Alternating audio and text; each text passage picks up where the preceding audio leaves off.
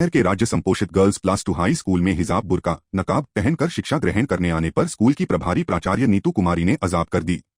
हिजाब नहीं उतारने पर छात्राओं के साथ शिक्षिकाओं के द्वारा मारपीट करने का भी गंभीर आरोप लगाया गया है। इस संगीन मामले को लेकर अभिभावकों ने घंटों जमकर विरोध किया है। मारपीट में घायल छात्राओं का इलाज सदर अस्पताल में किया गया है। इस सूचना पर अभिभावक समेत काफी संख्या लोग सदर अस्पताल पहुंचे और जमकर हंगामा किया। अभिभावकों ने कहा कि किसी भी शिक्षिका को छात्राओं के साथ भारत के संविधान के द्वारा मिली आजादी पर रोक-टोक करने का अधिकार नहीं है। यह संविधान के मूल ढांचे प्रस्तावना का सीधा उल्लंघन है। किसी को भी किसी की स्वतंत्रता हनन करने का अधिकार नहीं है।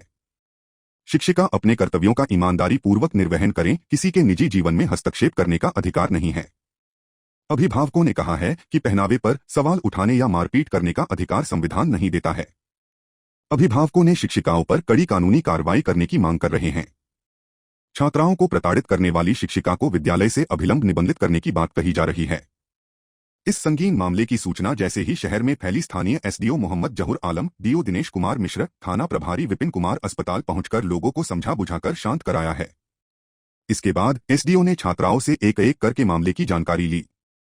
हाई स्कूल की कुछ लड़कियां जो है अभी हॉस्पिटल गई थी, फोन आया कि कुछ मारपीट हुई और कुछ हिजाब के साथ आने से प्रतिबंध लगाया गया है, ये लड़कियों का कहना था। कुछ गार्जियन का भी इसमें हम लोग जब लड़कियों से भी बात किए तो लड़की का ये कहा था कि इस तरह कुछ टीचर के बारे में कहा गया। हम लोग स्कूल भी आए हैं, डीओ साहब भी साथ में, और यहाँ भी जब बात किए तो ऐसा नहीं कि स्कूल 1956 से यहाँ स्थापित है। और इस साल 2025 का जो रिजल्ट है फर्स्ट सेकंड थर्ड, इसमें भी मुस्लिम लड़कियां ही फर्स्ट सेकंड थर्ड पोजीशन हासिल की है। इससे ये पता चलता है कि यहाँ कोई इस तरह का कोई भेदभाव नहीं। अगर कुछ कंफ्यूजन है, कुछ गलत फहमी है, मिसअंडरस्टैंडिंग है, तो हम यही कहना चाहेंगे कि जो लड़कियां हैं वो देश का भविष्य है और जो टीचर है यहाँ के राष्ट्र निर्माता है।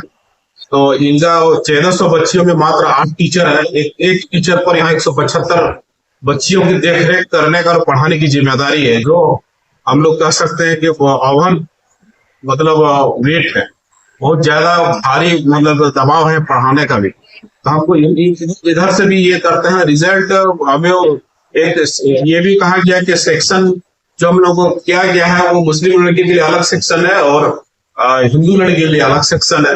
ये भी जब हम लोग अभी रजिस्टर जांच किए तो ऐसा नहीं है सब मिला जुला है, ये भी सेक्शन वाइज का भी बात ये वो नहीं आई। लेकिन आजकल की जो लड़कियां हैं child is father of man कहा जाता है। इस दौर में, इस सूचना तकनीक के दौर में टीचर से भी और गार्जियन से भी बहुत आगे निकल चुकी है। 21वीं सदी के बच्चियां हैं, इनसे थोड़ा होशियार रहने की जरूरत है और टीचर को भी और अपने में मेहनत करने की जरूरत है और अप टू डेट होने की जरूरत। हम लोग चाहेंगे कि यहाँ जो पीटीए की बैठक हो, यहाँ स्कूल मैनेजमेंट कमेटी की जो बैठक हो, इसमें भी इस तरह की जो बातें हैं, वो छोटी छोटी बातें हैं, इनको आपस में, क्योंकि जो बच्चियां हैं वो बच्चियों की नजर में जो टीचर है वो माता पिता के समान होता है, उनका भविष्य का निर्माण करते हैं। गार्जियन तो सिर्फ खर्चे और ये मतलब उनका जो मतलब देखभाल करते हैं, लेकिन बाकी जो इधर टीचर का है, मेन टीचर की भूमिका है कि हम नागरिक बनाने का, राष्ट्र के लिए एक एसेट बनाने के लिए, तो हम इनका भी अनदेखी नहीं कर सकते।